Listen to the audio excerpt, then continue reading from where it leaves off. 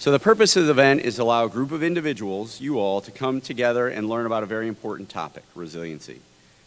Additionally, by inviting a diverse group from across the nation and the world, it not only increases everyone's knowledge as they share and learn from each other, but by developing these friendships and a shared thirst for knowledge that will last beyond these few days, we actually generate resiliency as a group by the bond we form. So by having a conference about resiliency, we are actually all developing our own resiliency. And I think actually that's pretty cool, that byproduct of that.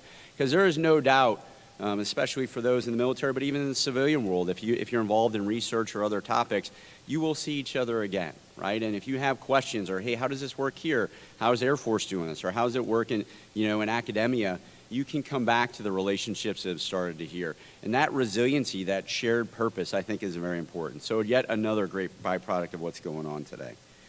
The other reason I was excited about this topic is, for me, the most important aspect of leadership is the human aspect. In war, the moral is the physical as 3 is to 1. That's a quote attributed to Napoleon. And I think it is as true back in Napoleon's day, or even back go to Clausewitz or Sun Tzu, as it is today. The human factors of leadership are the most important thing. It's not about the machines. It's not about the aircraft. It's not about the things we do. It's about our interactions. So that resiliency, that ability to understand how we lead is absolutely important. Where it's on deployment, in combat, or struggling through the challenge of COVID has thrown us over the last 2 years, dare I whisper the 3-letter word ROM, resilient individuals and organizations have continued to grow, adapt, and change, and most importantly, thrive and win. Think of Zoom, think of DoorDash. I'm sure you can name several other companies that didn't, had to change their business model or became a business, right? Because of what's going on, all the challenges that we face. So think about that. It's not just about the military. It's not just about academia. It's about the economy. There are companies, creative destruction, you'll hear that term, right? There are companies that are absolutely thriving right now, right? And, the companies that are adapting and changing, they're showing that resiliency. So we as a society, we as a world have to figure those things out. I've found through reading books such as Carol Dweck's Mindset, Angela Duckworth's Grit, Thinking Fast and Slow by Danny Kahneman, or Can't Hurt Me by David Goggins, to name a few, I continue to gain a better understanding of myself and how I think and how I react to situations, and how also that applies to my knowledge, my own leadership style. I would ask you, as you think through today and you talk to each other, ask those questions. Hey, what are you reading about this? What do you understand? We have some absolute experts that you're going to hear and talk to them. How do you build that knowledge? And for me, and this is something I was an instructor, I went to Naval Postgraduate School, and I studied a lot on human factors. And I thought I understood human factors and how important that was, but there's the academic piece of it as well. And when you read, there's a lot of, large body of knowledge on that. I'd ask you to read and understand. It helps you understand you, how you think, what are your biases, what are those things that affect how you make decisions, but also when you interact with people. Helps you understand what makes them tick. To have a resilient force, I have to be able to understand people. So I would ask you to continue to think about that. What are those things that help you grow that thirst for knowledge on these topics? One additional thought on resiliency, and there's no doubt as a leader you have to practice what you preach, and you yourself have to continue to grow in your resiliency. But most importantly, you as a leader set the tone of your organization. If you do not have a positive mindset and aren't glad to come to work, who else will? That doesn't mean there aren't bad days. There absolutely will be bad days. But that is when your team will look to you for how you are going to handle this. I often talk about having a positive mindset, and I will say that is one of the things one of the 2 major lessons I took when I graduated from here. Having a positive mindset and time management. I have had many bad days in the Marine Corps, but I knew when my Marines and sailors were looking to me to how is the leader going to react, it was absolutely critical that what was going to happen in the next 24, 48, and what was going to be the tone set forward. So you have to have that positive mindset. That doesn't mean that you're oblivious to the situation, right? You don't have a smile on your face and the world falling in around you. You have to be calm. You have to understand the situation. You have to, as we've already heard talked about, figure out that way ahead. and then have that mindset, and the people will be confident. If you walk out of your office and you're having a bad day, and your sailors, your Marines look at you and say, well, if the boss doesn't want to be here, why am I here? Then you need to take a step back. You need to go talk to your friends, talk to your senior leadership, your peers, and try and make sure that you're able to do that. So last night, yesterday for me, hearing General Smith talk, it made me feel good inside to know that we are going in the right direction. It also made me focus on why the mission, why we're here. So I hope as you go through yesterday and you go through today, those are the things that you're thinking about. And whether you're in academia, whatever you do, that you realize that positive mindset as a leader is absolutely critical. I want to say, again, thanks to all who have joined us in person from across the country and the globe, and to highlight the great work that the team has put into making this happen. So let's please give them one round of applause on the start of day 2.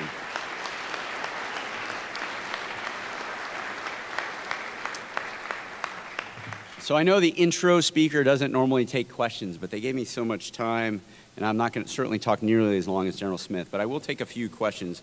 Actually, probably not from mids who go to school here, because you can ask me questions all the time. But if there's anybody have any questions about the Naval Academy or about my role or any of the discussions on resiliency or things I've seen, I'd absolutely be willing to take any few questions. 30 seconds. Okay. Oh, I'm sorry. I feel like I'm spotlights here. Go ahead.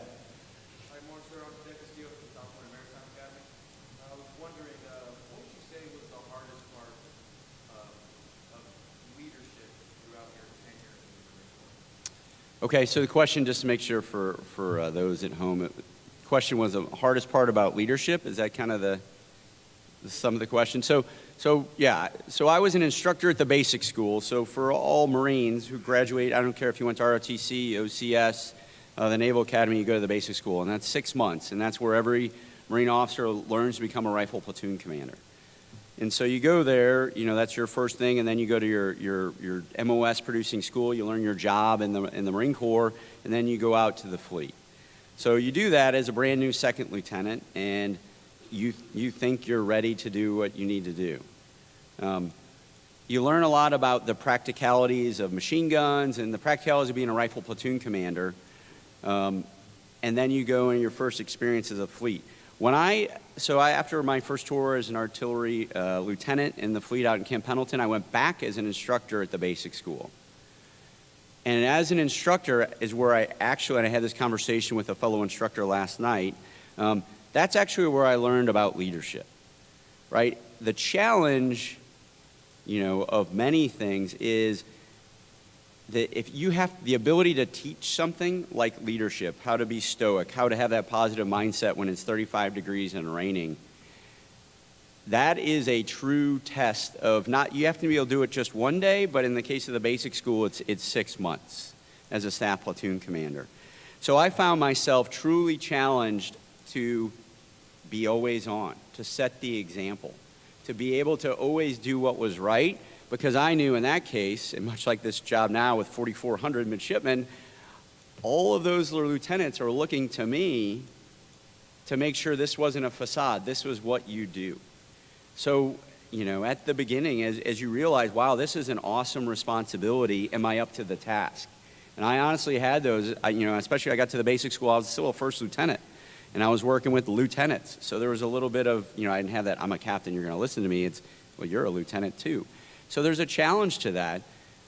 But what I found is that pressure of having to perform because you owe that to your Marines and sailors, you internalize that. And it becomes what you do. It becomes who you are. I'm not going to take the easy way out. I'm going to do it right all the time. And not that we don't have hard days, we don't have days where we fail.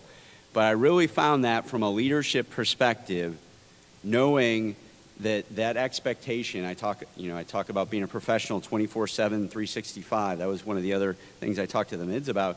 That's not them, that's me. I have to do that.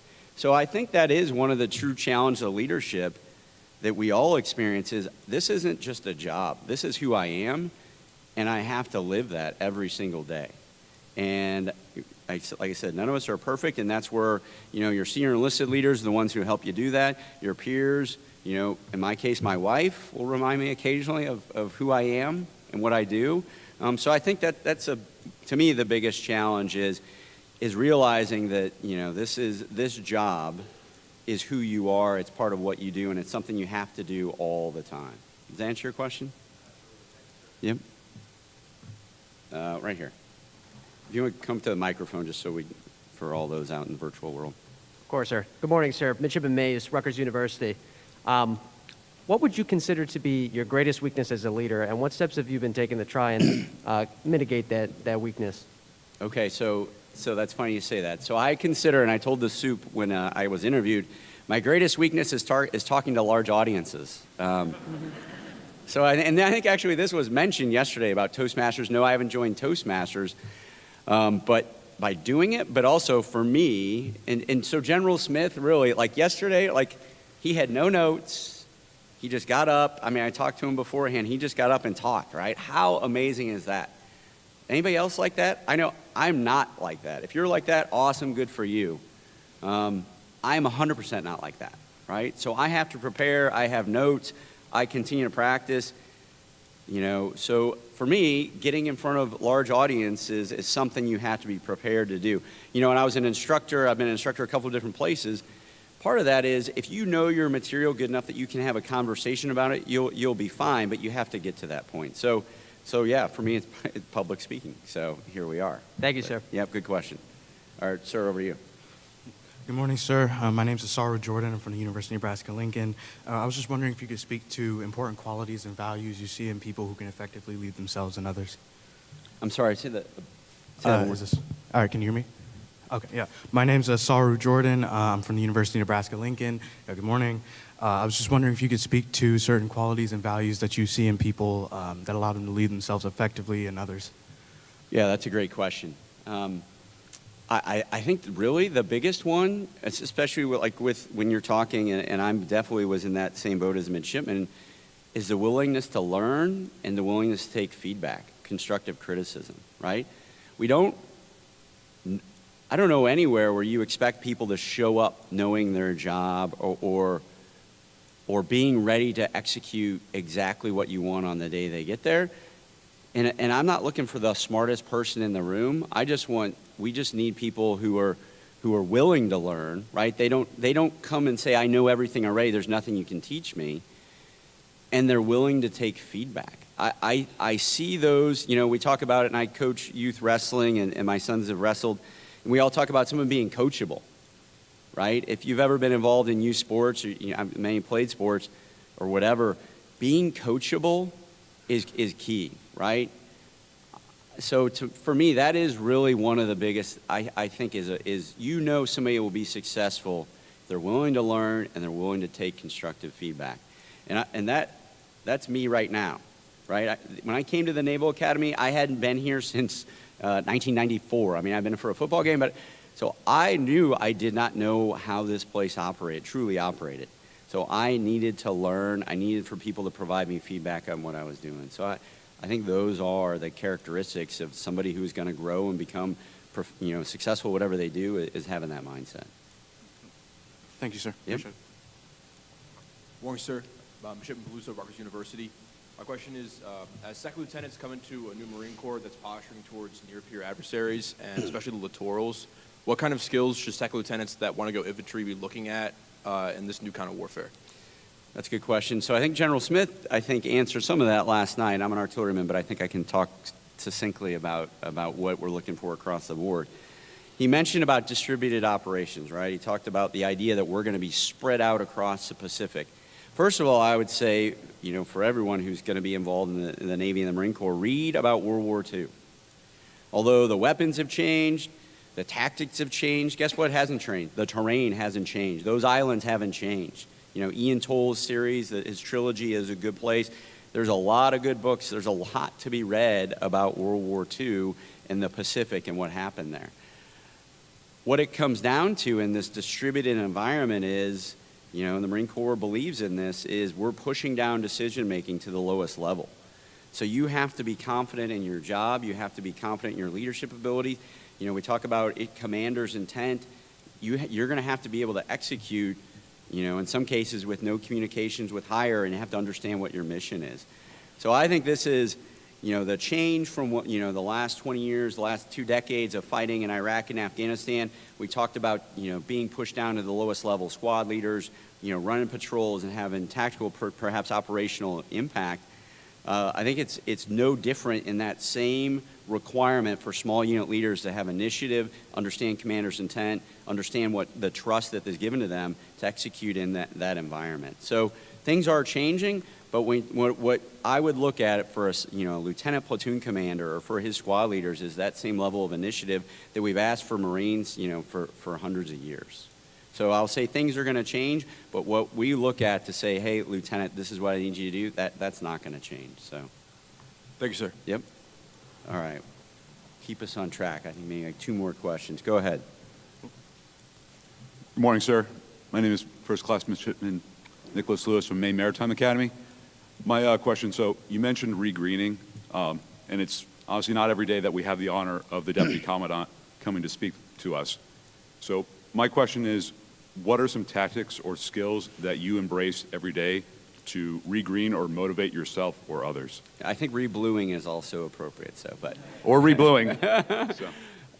So PT, to be honest, for me, and I think if we talk about what refocus us, what brings us back to our center, for me, working out, sweating, putting myself, physically challenging myself does that. It puts things in perspective. And that's at the individual level, me in my pain cave at 5:30 every morning, watching videos, kicking my own butt. But I also think it's at the small unit level, challenging each other, building those bonds, and realizing that, hey, we can get through adversity. And yeah, if it's just running around or doing burpees or whatever else, that's something that's easy to do, but it builds that cohesiveness, and it reminds you of why you're doing what you're doing. So that's an easy one, right? That doesn't require anything. And, I was amazed, over the break, and it's Europe, Maine, what it's like to be cold. The number of midshipmen in small units out PTing when it's like 20 degrees, right? That motivates me, right? Like wearing shorts, like, are you serious? But, you're not letting something like that deter you from doing that. And I would say the other thing, I mentioned it, but I'll say it again. Reading about who our legacy, those have come before us. I think it puts it in perspective, and you read about, what folks have done, or there's plenty of opportunities to talk to folks about their experience. I think that also puts it in perspective, and it reminds us of the legacy that we have in the maritime services. So, PT and read a book. Those you can never go wrong by doing those 2 things. So, Thank you very much, sir. all right, last question. Sir, my name is Matus Plaza. I'm from the University of Florida. Can you speak to any differences in your personal leadership style coming from the Marine Corps to now leading the young people of the Academy? I'll say no, right? So I graduated from here, so I was born here as far as a leader. Are the Navy and the Marine Corps different? Absolutely. But the good news is we share core values, right? Honor, courage, and commitment are the Navy and the Marine Corps' core values. And I don't think the Air Force and the Army would disagree with honor, courage, and commitment being good things. They have slightly different set of core values. But if we go back to, and again, I talked about character above all else, if we're saying our character is based on those core values of honor, courage, and commitment, I don't think there's anything I'm going to say, regardless of wearing a uniform or not wearing a uniform, that leadership doesn't apply. So I guess my short answer is no. Now, obviously, there's differences in style and form, and that's individual, but I guess also between the Navy and the Marine Corps. But I don't think for the Navy, we believe this, but for the Marine Corps, we believe this. That's not the case. Again, I'll go back to I need you to be a good person. I don't care if you're wearing a uniform or not. I need you to be somebody I can trust, somebody who you're going to make right decisions, and that when you look at somebody, you're going to treat them with dignity and respect regardless of anything. If we start with those core tenets, it doesn't matter who you are, what service you're in, so that's where I start with, and then we grow from there. So to be honest, I don't think there's a difference, and I don't think it's a difference for you, wearing a suit either. Thank you, sir. Yep. Last question. Good morning, sir. Thank you for taking my question. Major Cowan from West Point. Navy. Um, Sir, you mentioned earlier about creating challenges for yourself, and one of the things that I think everybody heard yesterday is that some of the ways that we build resilience is really finding those challenges or having gone through very difficult situations. But my question for you is, what are some ways that you've helped find the line between helping to create pressure, help create challenges for your subordinates to grow, while also not pushing people too far, not getting into a situation where maybe people feel like they're being hazed or they're being put under too much stress? Yeah, that's a great question. Thanks. When I think about that, I have a very specific thought in my mind as an artillery lieutenant. I was in a field situation in Camp Pendleton. We were training. This was a training environment, so I'll start by saying that. And for artillery units, it's called RSOPing, but basically we'll move into a position, we'll occupy the position, we'll get ready to fire, and then we'll do it again. And you do it during the day, you do it during night, you do it all weather. Because if you can't do that, right, we talk about shoot, move, communicate. If I can't move, either displace or in place quickly, one, I'll get killed because of counterfire, so I have to be able to get out of dodge quickly. But if I can't in place quickly, I can't provide fires for those infantrymen. So that is the bread and butter. The actual shooting of artillery in some ways is kind of of those tasks is the easier of those. So being able to in place and displace quickly is important. So I remember as a battery XO, and I was leading the training, my battery commander wasn't there, we went all night. We moved 5 times that night. And there came a point where you looked around, everyone, and we're driving Humvees, we're driving 5-ton trucks, old 198 howitzers, where had we met our objective, and was there a point where this was going to become dangerous? And we reached that point, and this is again where your good senior enlisted leaders, my battery gunny, my motor T chief came up and said, "Hey, sir, I think we're good." Right? But that was a decision that we did that because we had to push ourselves further than where we were the week before, further than we were the month before. But you have to understand where that line is. So my key point of that, it was a decision to where we could go. And we knew where we wanted to end up at the end of the day. We knew what our training objectives were. We knew what our criteria for success were, and we reached that. I still remember at the end of it, I think it was like 4:30 in the morning. I literally sat down next to my Humvee tire with my back, and I woke up like 3 hours later. And everyone was asleep. I mean, the whole battery was sleeping. And we proved ourselves, and then we woke up and we ate breakfast, and everyone had a smile on their face, right? Like we achieved something that we set our goal to, and we knew we were able to do, but we pushed ourselves, and we took care of each other, and we were also prepared. We knew what we needed to do that. So I would say that when you do tough, realistic training, whether it's at a place like the Naval Academy or West Point, or more importantly in an operational setting, having objectives, knowing the criteria to reach them, but also knowing when do I need to stop? When is it this isn't worth it, especially in a training setting? And that takes, it's not just one person, not just person in charge, it's having the leadership, understand the intent, understanding what are those criteria. So I think pushing ourselves to the limit is absolutely important, but it has to be a controlled environment. And that has to be literally a discussion before you start. It can't be all of a sudden you're in the middle of doing something. Hey, let's see how far we can go, or let's see how hard we can be. That's usually the recipe for problems that we've seen across the military where somebody takes something too far. But good, tough, realistic training where people push themselves beyond where they think they can go, that's what we got to do. That's the expectation, but it's got to be in a controlled environment. Roger. Does that answer your question? Absolutely. Thank you, sir. So that also motivates me just talking about that. So Roger, sir. Sleeping next to a Humvee tire, there's no better. Thank you. All right, so everyone, I'm looking forward to another great day. I appreciate everyone who came. Hopefully you enjoyed yesterday and you enjoyed today. There are huge lessons to be learned, and I look forward to learning them from all of you and our speakers today. Thank you, and have a great day.